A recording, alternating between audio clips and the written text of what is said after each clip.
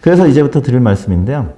우리가 가지고 있는 규제들을 저는 세 가지로 나누는데, 전통시장 규제, 혁신시장 규제, 개인정보 규제인데, 전통시장 규제는 뭐냐면 기존의 전통시장에 이런 혁신적인 플랫폼이 들어오면 기존 법을 바꿔서 못하게 하는 겁니다.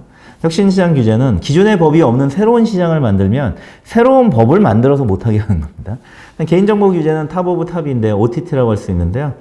개인정보 규제로 못하게 하는 겁니다. 예를 들어 아까 말씀 인공지능의 발전이 우리나라에서 눈에 띄지 않습니다. 2010년경까지는 우리나라 인터넷 서비스가 굉장히 앞서 있었다고 얘기할 수 있거든요.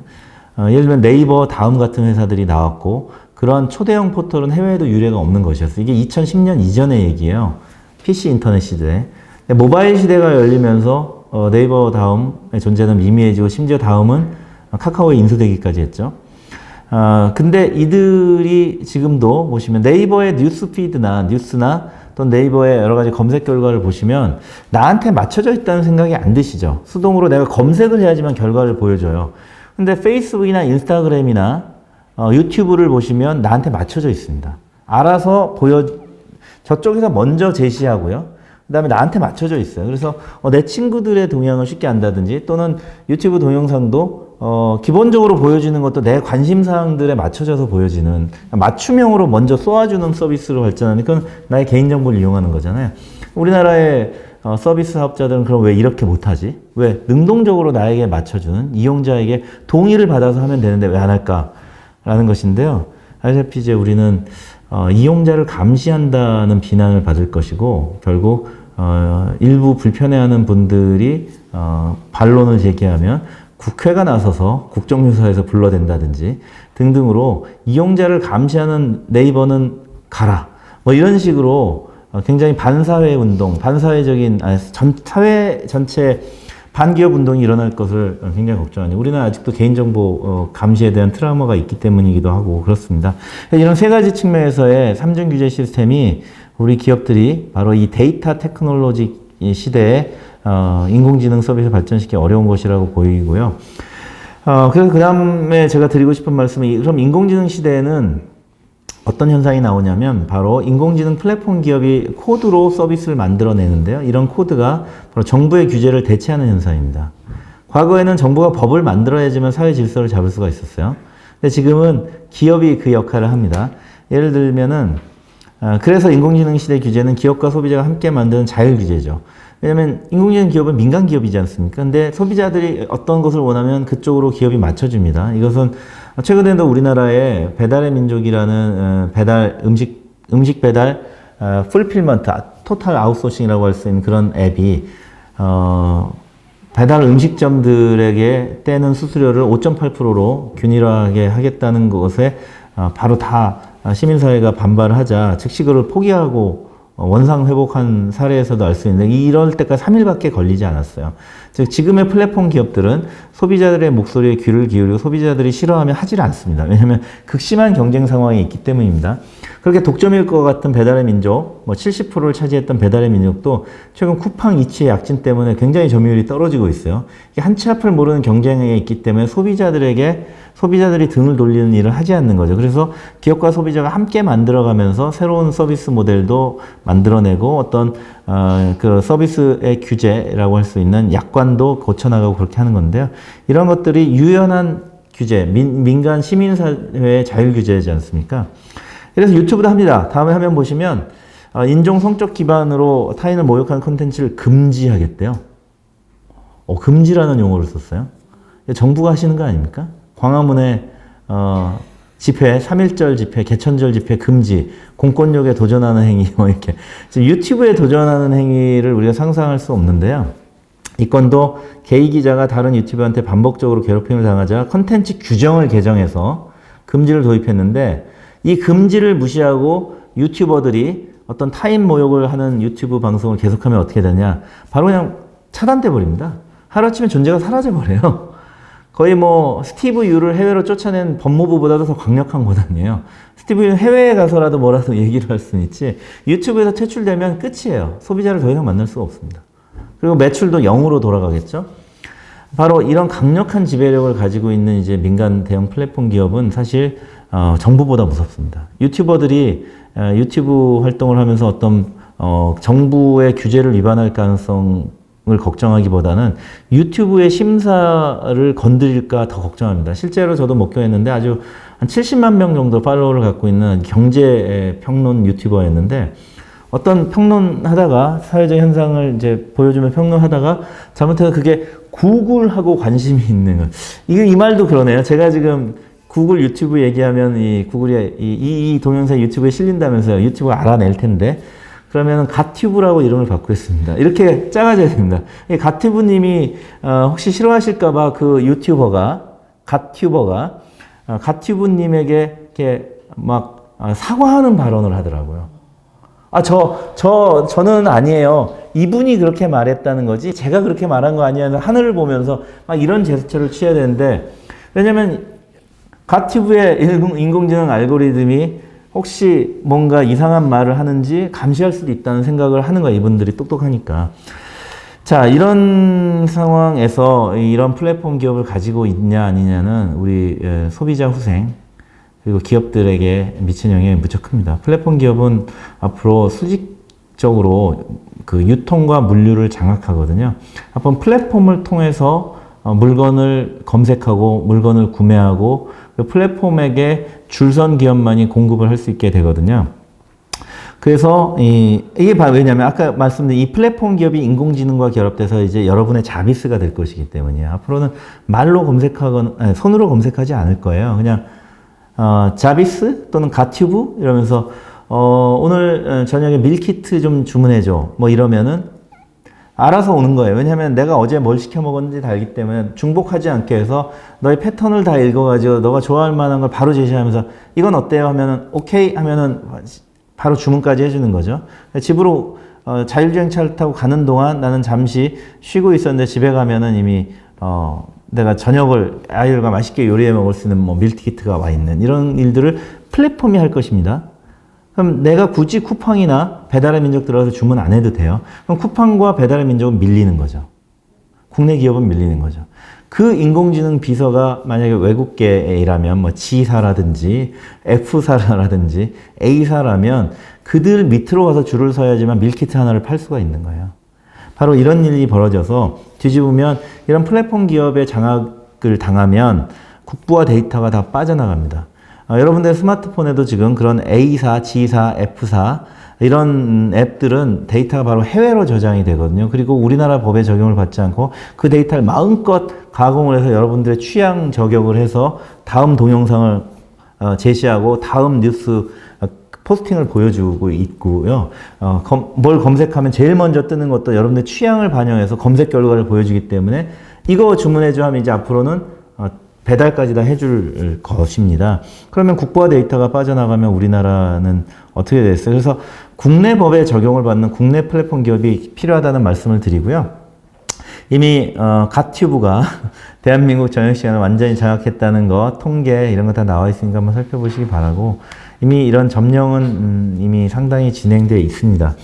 특히 방송사들마저도 실시간 라이브를 갓튜브에 이미 넣고 있어서 지금은 케이블 TV, IPTV를 가입하지 않아도 여러 가지 스크린으로 전부 볼 수가 있어요.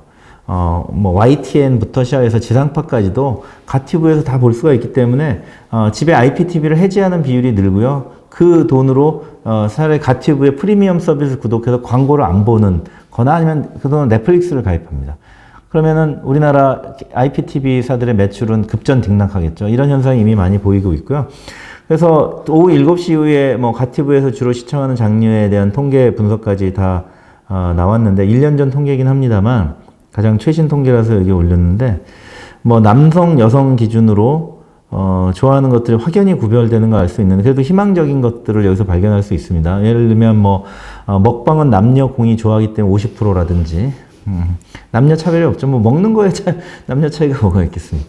그런데 보십시오. 음악, 교육, 퀴즈, 생활 같은 전통적으로는 여성이 더 관심 가졌을 것이라고 생각하는 곳에 남성들의 약진이 두드러지죠. 지금 혹시 여성 독자들이 이 방송을 보고 계시다면 안심하고 결혼하셔도 됩니다. 젊은이들이 변하고 있어요.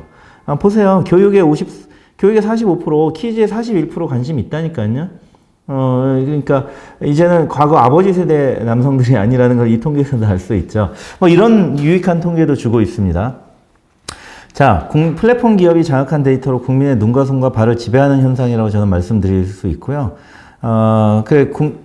바로 방송사들도 이 현상을 다 지적하고 어쩔 수 없이 가티브 안으로 들어가고 있어서, 있는데, 우리의 액면은 그럼 다른 나라와 달리, 다른 나라처럼 어쩔 수 없느냐? 아니라는 말씀을 지금 드리고 있습니다. 우리는 내국 시장의 지배 플랫폼을 보유하고 있는 세계에서 유이한 시장경제 국가입니다.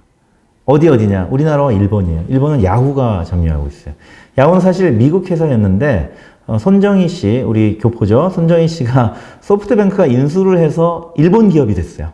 그래서 유이가 됐어요. 만약에 손정희 씨가 야후를 인수하지 않았다면 유일한 나라가 우리나라입니다. 뭐가? 구글을 이기는 유일한 나라. 검색 광고 1위가 아닌 유이한 시장경제국이거든요. 이것은 정말 대단한데 우리가 BTS만 1등이 아니고 이 구글과의 경쟁에서 세계 1위였던 거죠. 이것들을 이제 주류 언론들, 올드 미디어들이 폄하하고 우리는 계속적으로 이 네이버, 과거의 다음 지금의 카카오를 공격해 왔던 것인데요. 이들이 바로 국부와 데이터의 해외 유출을 막아왔던 것입니다. PC 인터넷 시대에는 검색 광고 점유율이 이 두 회사가 합해서 90%였고요. 지금은 합해서 50~60%밖에 안 됩니다. 왜냐하면 바로 스마트폰으로 넘어가면서 스마트폰 OS인 안드로이드 OS 그리고 아이폰 OS는 다 우리나라 기업이 아니죠. 미국 기업들이잖아요. 그래서 플랫폼을 두 회사가 100% 장악하고 있다 보니까 그 위해서 앱 사업만으로는 바로 이제 여러 가지 불리한 위치에 처하게 되는데, 예를 들면 안드로이드 폰은 구글 지메일로 로그인 해놓으면 여러 가지가 편해요. 로그인을 자꾸 유도해요. 그래서 로그인 하면은 바로 연결이 되니까 바로 여러분의 정보를 통합적으로 취집해 바로 다시 여러분을 장악하는 데 활용하는 겁니다. 그래서 이 네이버 카카오가 지배적인 플랫폼인, 아직은 그래도 구글보다는 우리나라에서 영향력 있는 플랫폼인 까닭에 부작용은 뭐냐? 이들 기업이 바로 우리나라에서는 갑질을 하는 대표적인 악의 축에 서 있는 기업처럼 언론과 국회가 계속 공격을 하는 거죠. 즉, 그리고 공정거래위원회는 이들 기업이 뭐 협력업체나 소상공인들을 탄압하는 일이 없는지 자꾸 감시하게 되는, 즉 내국 시장만 보게 된 착시 현상을 일으켰어요. 근데 우리나라를 제외한 다른 모든 경제권에서는 이러한 국내 법인의 지배적인 플랫폼이 없다 보니까 바로 미국 기업들과의 전쟁을 하고 있습니다. 그래서 우리나라도 이미 글로벌 플랫폼이 공습하고 있는 전시 상황인데요. 이러한 플랫폼 기업은 바로 공유 경제를 구현하는데, 왜냐하면 제한된 리소스를 바로 쉽게 소비자와 수요자가 만날 수 있게 해주는 것이 바로 플랫폼이기 때문입니다. 그래서 한 사람이 어느 곳에, 공급자가 한 기업이나 한 직장에 정속되지 않고도 바로 다수의 소비자를 만날 수 있게 하거나, 또는 한 소비자가 다수의 공급자를 만날 수 있게 해서 그 중에 최적의 선택을 할 수 있게 하는 것이 플랫폼이기 때문에 제한된 자원을 최적의 것으로 매칭하는 공유경제와 일맥상통합니다. 그래서 다시 말씀드리면 이런 방파제와 댐인 것이기 때문에 이러한 공유경제 플랫폼 기업이 활발해질 수 있도록 규제를 개혁해야 되는데요. 왜냐하면 아까 말씀드렸듯이 공유경제 서비스라고 할 수 있는 모든 무슨 공유, 승차 공유, 숙박 공유, 의료 공유 이런 것들은 전부 규제로 막혀 있기 때문이에요. 타다마저도 막아버렸다니까요. 그러면은 이제 어떻게 되느냐? 바로 구한말에 외세 척결을 주창하는 동학군을 관군이 진압하는 상황하고 지금 같은 상황이 되는 겁니다. 그래서 어떻게 됐어요? 일본한테 나라 뺏겼잖아요. 외세한테 나라를 뺏긴 거죠. 뭐 일본이 아닐 수도 있는데 일본이 잘해서 일본이 뺏어 갔겠죠. 그럼 지금은 어느 나라냐? 지금은 미국하고 중국입니다. EU는 거의 미국 기업들한테 초토화가 됐고요. EU 말고는 이렇게 세계적인 대기업을 가지고 있는 경제권은 없고요. 미국이었다가 중국이 최근 5년 동안 정말 대중창신, 만중창업부터 시작해서 혁신을 거듭하고 낡은 규제를 적용하지 못하게 해서 BAT, 알리바바, 바이두, 텐센트 같은 기업들을 키워내면서 그 후발 기업들을 어마어마하게 키워내서 지금 중국이 유니콘이 이미 200개에 육박하는 뭐 그런 혁신 국가로 변신했잖아요. 이런 130년 전의 상황을 우리가 지금 데자뷰하고 있는 게 아닌가 싶은 상황입니다. 그래서 최재분 교수님 강의 화면을 제가 잘 아는 친구분이기 때문에 가져왔는데, 코로나 시대가 열린 후 8개월 만에 올해 9월 5일자 객관적인 수치로 세계 10대 기업 중에 7개 기업이 다 플랫폼 기업이 됐습니다. 바로 미국 5개 기업, 중국 2개 기업이고요. 알리바바, 텐센트가 6위, 7위 하는 거 보시죠. 이들의 시가총액의 순서인데요. 이들 7개 기업의 시가총액의 합이 1경원을 넘어섰습니다. 혹시 1경원을 처음 듣는 분들을 위해서 저도 그랬으니까 해설을 해드리면 1경원은 9,999조 원에다가 1조 원을 더한 겁니다. 이해가 좀 느낌이 오시죠, 이제? 예. 그 정도의 돈이에요. 그런 어마무시한 것을 고작 7개 기업이 시가총액입니다. 그러면 1등은 얼마냐? 애플의 2,461조 원, 2,500조 원입니다. 삼성전자가 한 400조 원 정도 왔다 갔다 하는 거 아시죠? 현대자동차가 30조 원 왔다 갔다 하는 거 아시고, 네이버가 우리나라에서 아까 그런 악의 축에 서 있다고 한 네이버가 30조 원 왔다 갔다 하는 거 아시죠? 또 최근에 좀 늘어나서예요. 올해 코로나 때문에 네이버, 카카오도 같이 올라와서 20조 원이다가 한 50% 늘어서 30조 원 된 거고, 카카오 이제 20조 원 넘어간 거 아시죠? 세계 최대 자동차 회사인 도요타가 400조 원이었는데 테슬라가 400조 원 넘어섰습니다. 아직은 이 밑에 이제 곧 10위 안으로 들어올 거예요. 왜냐면 TSMC 대만의 반도체 회사가 452조 원이잖아요. 10위 기업으로 테슬라가 들어오는데 그럼 테슬라는 제조업이냐? 테슬라도 이제 플랫폼 회사로 변신하고 있는 태생이 소프트웨어 회사이기 때문에 차를 주고 거기서 이제 여러 가지 커머스를 할 겁니다. 아이폰 주고 커머스하는 앱스토어 하는 것과 똑같이 테슬라도 차를 팔고 차를 주는 것도 아니고 팔고 거기서 앱스토어를 곧 만들 거예요. 그래서 원격 의료 받고 차에서 막 그럴 거예요. 영화 보고 운전 안 하니까. 그래서 테슬라는 운전을 안 하게 만들려고 그렇게 애를 쓰는 겁니다. 차 안에서 운전하지 말고 영화를 봐. 진차를 받아. 누군가 회의를 해. 이렇게 얘기를 하고 있는 거죠. 자, 그러면 이제 곧 12 기업 중에 8개 기업이 미국과 중국의 기업이에요. 이들 기업과 우리가 맞서 싸울 수 있습니다. 이들 기업은 다 우리의 진출에 있어요. 보시다시피 알리익스프레스, 알리바바의 계열사가 우리나라에서 정말 저렴한 가격으로 B2C 쇼핑 장악해 나가고 있고요.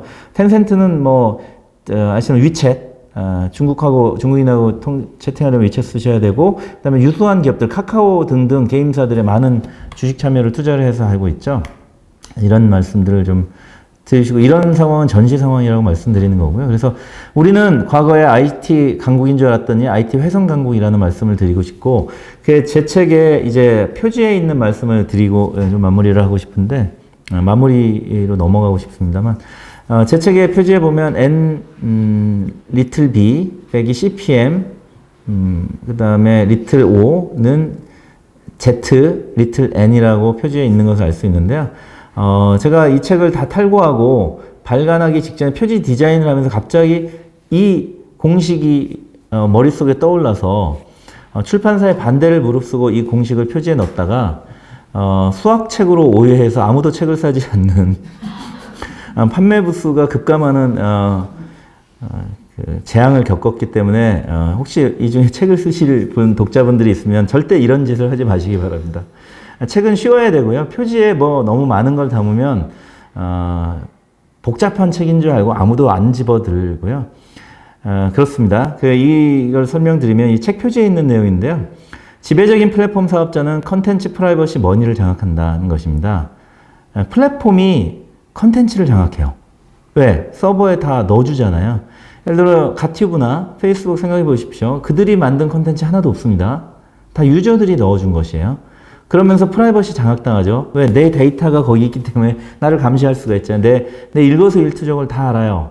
언제 폰을 드는지도 다 알고, 폰을 켜면, 유튜브를 켜면 어떤 걸 띄워주면 좋아하는지도 이미 다 알아요. 그리고 검색을 하면 검색 결과를 어떻게 소위 말하면 주물러서 내보내주면 네가 좋아하는 걸 다 알아요. 컨텐츠와 프라이버시 장악하니까 돈을 뜯어가죠. 예를 들어 우리나라 유튜버들이 그렇게 열심히 하지만 찔끔 나눠줄 뿐입니다. 광고비 주들이 내는 그 많은 돈은 다 가티브님이 가져가시는 거죠. 그래도 100만 명 정도 구독자를 가지면 그냥 엄청난 매월 얼마나 많은 돈이 들어오신대요. 1,000만 원대의 돈이 들어온다고 하고 억대가 들어온다고도 하는데요. 이런 플랫폼 사업자들이 아시다시피 디지털 경제 사회에서는 전 세계에 동시에 진출해서 전 세계 경제권에서 가장 그 지배력을 다 전이하기 때문에 국내 작은 플랫폼 사업자가 이기기 어렵습니다. 그러면 미국은 바로 이런 플랫폼 사업자를 지난 10년 동안 키워온 것이고요. 그래서 아무런 규제를 만들지 않은 거예요. 아까 말씀드린 답을 지금 말씀드리는데, 이런 플랫폼 기업들이 전 세계적인 글로벌 규모, 아까 보신 세계 10대 기업으로 커오는 동안 규제를 만들지 않아서 이렇게 커져서 전 세계에서 데이터, 컨텐츠는 데이터라고 할 수 있죠. 프라이버시도 사실 데이터입니다. 컨텐츠 데이터와 개인정보 데이터를 가지고 오면 미국의 기업들이 엄청난 돈을 벌 수 있게 되고, 이를 통해서 바로 전 세계의 트렌드를 다 알 수가 있게 되죠. 데이터를 다 가지고 있으니까요. 그래서 바로 이런 데이터와 국부를 뺏기고 나면 로컬 국가들은 저는 좀비 국가화가 될 것이라고 예측을 합니다.